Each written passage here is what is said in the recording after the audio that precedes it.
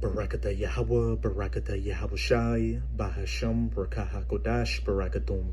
First and foremost, I want to give all praises, glory, and infinite honors to Yahweh, Bahasham, Yahushai. Double honors to the apostles and elders of Great Millstone who rule and teach well.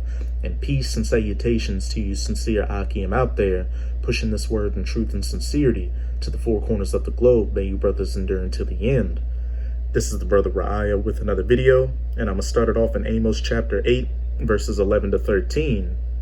Behold, the days come, saith the Lord Yahweh, that I will send a famine in the land, not a famine of bread, nor a thirst for water, though there will be food and water famines, but of hearing the words of Yahweh, the famine of the word, where video epistles like this will no longer be on the internet, and the men of the Lord, the prophets of the Most High, chiefly through GMS or Great Millstone, will no longer be on the highways and byways preaching this word. And they shall wander from sea to sea, and from the north even to the east. They shall run to and fro to seek the word of Yahweh, and shall not find it. And when this famine of the word hits, that's it. All the wisdom and knowledge you gathered from the prophets of the Most High before the famine of the word hit is going to be what you're going to have to guide you through Jacob's trouble. Verse 13. In that day shall the fair virgins and young men faint for thirst. 2/3 of the nation of Israel, or you so-called Negroes, Latinos, and Native Americans who spent this time of liberty when the word was freely available, scoffing at it and treating it and the men of the Lord like a joke. When the famine of the word hits, you're going to have to get it how you live in that day. And a lot of you are going to be running around like chickens with your heads cut off, bugged out before you get put to death, having no knowledge and wisdom to be your stability during Jacob's trouble. And with each passing day, we're getting closer and closer to the fame of the word. A lot of brothers' videos and pages are getting striked and taken down.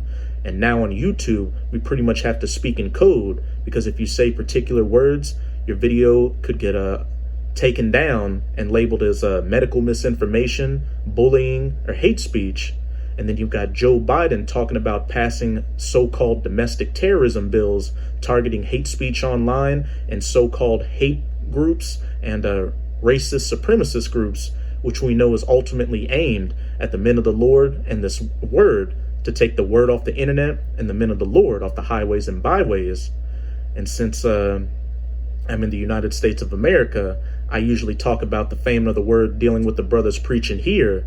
But hey, this fame of the word is going to touch across the entire planet, because you've got GMS camps all across the planet in United States of America, Central and South America, Europe, Africa, the Philippines, Japan, you name it.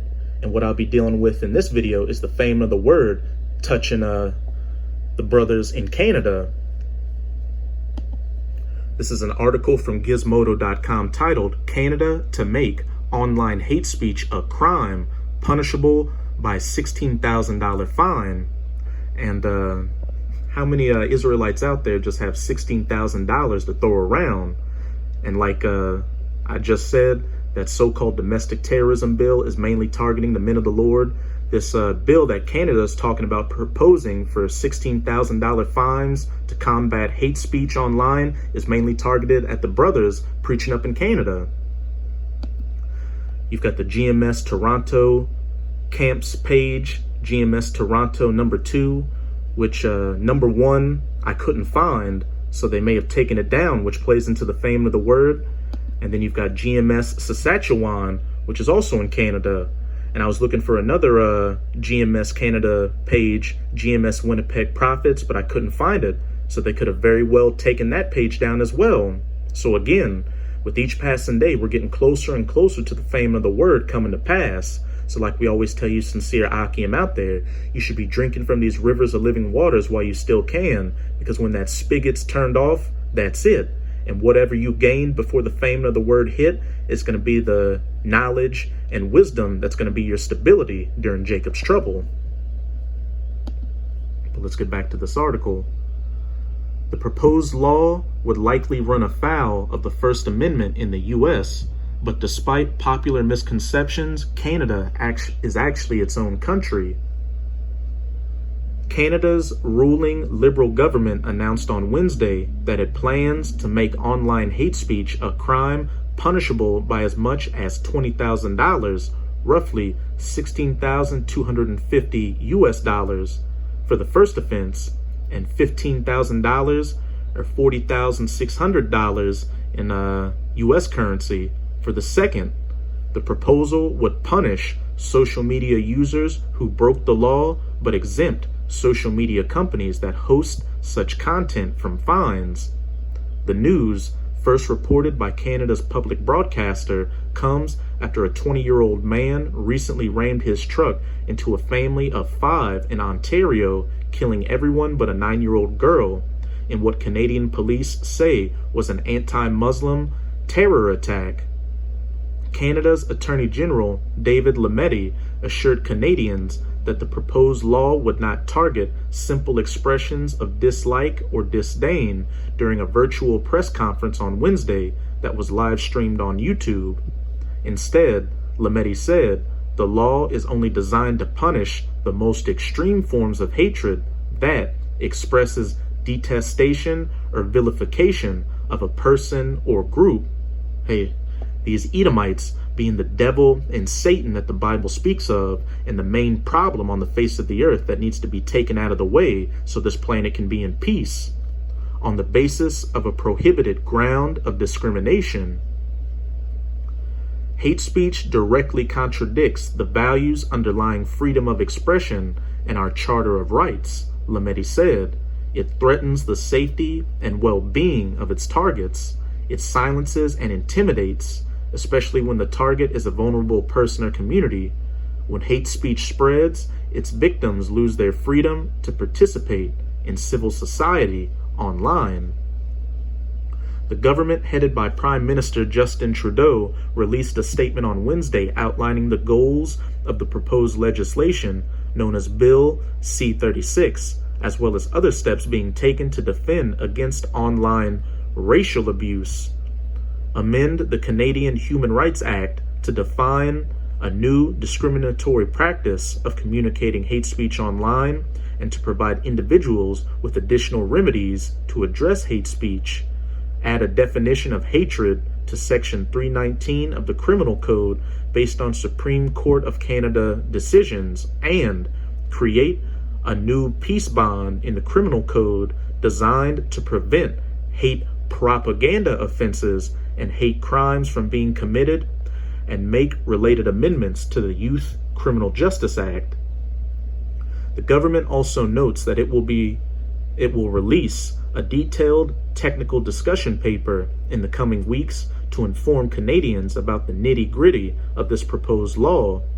Online platforms are central to participation in public life and have enormous power over online speech and Canadians' everyday lives.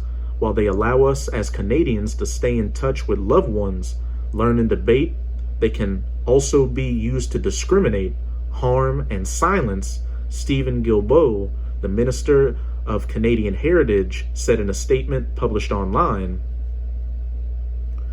In consultation with Canadians, the Government of Canada is committed to taking action to put in place a robust, fair, and consistent legislative and regulatory framework on the most egregious and reprehensible types of harmful content, Guilbeault continued. This is why we will engage Canadians in the coming weeks to ask for feedback on specific concrete proposals that will form the basis of legislation. That's pretty much it with this article. You get the point.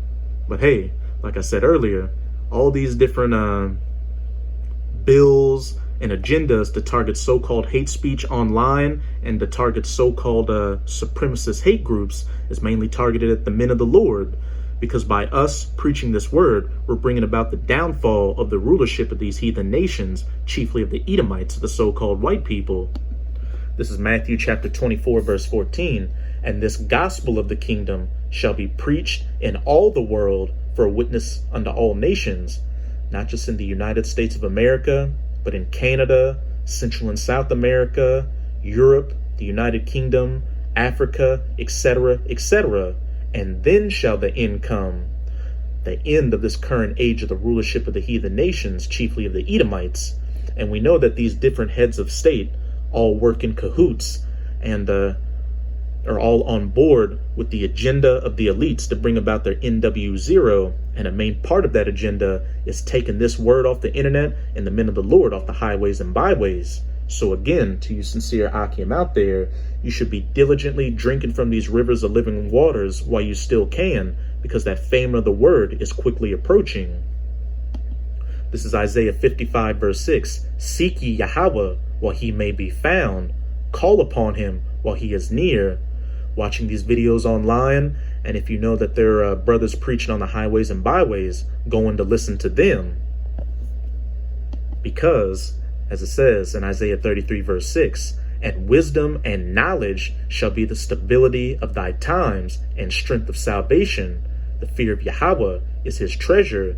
The wisdom and knowledge you gained before the fame of the word hit is going to be your stability during Jacob's trouble, to help you navigate through all the calamities of Jacob's trouble, and to ultimately find salvation and get beamed up on the chariots and be saved from this coming nuclear destruction.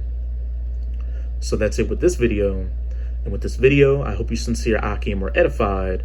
Just keep strong and keep pushing this word. We're almost out of this final wicked captivity of the heathen nations, chiefly of the Edomites. And as always, I'm going to say Abad Babal, Kwam Yasharala, and until next time, Shalom.